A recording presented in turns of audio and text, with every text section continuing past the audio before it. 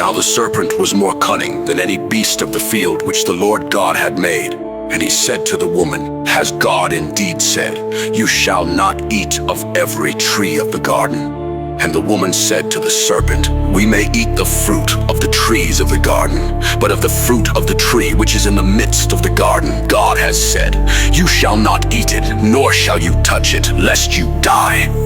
Then the serpent said to the woman, You will not surely die, for God knows that in the day you eat of it, your eyes will be opened, and you will be like God, knowing good and evil. So when the woman saw that the tree was good for food, that it was pleasant to the eyes, and a tree desirable to make one wise, she took of its fruit and ate. She also gave to her husband with her, and he ate. Then the eyes of both of them were opened, and they knew that they were naked, and they sewed fig leaves together and made themselves coverings. And they heard the sound of the Lord God walking in the garden in the cool of the day. And Adam and his wife hid themselves from the presence of the Lord God among the trees of the garden.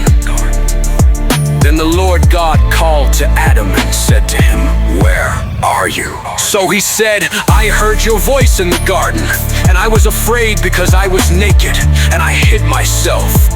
And he said, Who told you that you were naked? Have you eaten from the tree of which I commanded you that you should not eat? Then the man said, The woman whom you gave to be with me, she gave me of the tree, and I ate. And the Lord God said to the woman, What is this you have done? The woman said, The serpent deceived me, and I ate.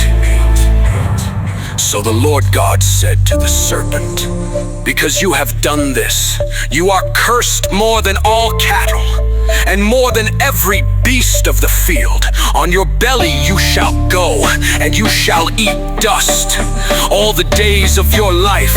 And I will put enmity between you and the woman, and between your seed and her seed. He shall bruise your head, and you shall bruise his heel.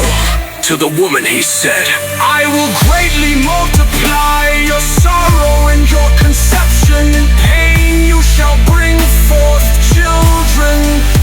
Your desire shall be for your husband, and he shall rule over you.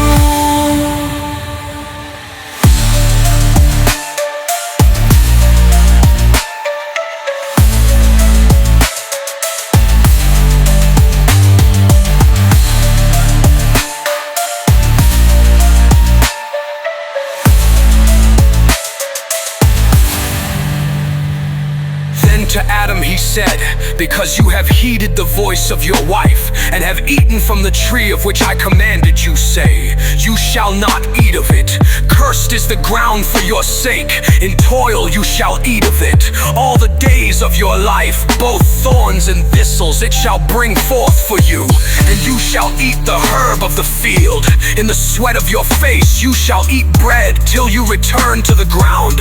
For out of it you were taken, for dust you are, and to dust you shall return. And Adam called his wife's name Eve, because she was the mother of all living.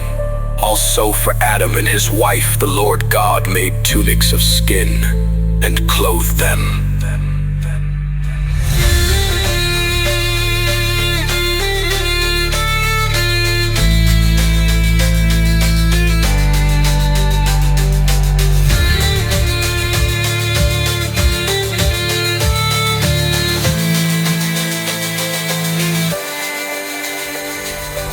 Then the Lord God said, Behold, the man has become like one of us, to know good and evil. And now lest he put out his hand, and take also of the tree of life, and eat and live forever. Therefore the Lord God sent him out of the Garden of Eden, to till the ground from which he was taken. So he drove out the man, and he placed cherubim at the east of the Garden of Eden, and a flaming sword which turned every way, to guard the way to the tree of life.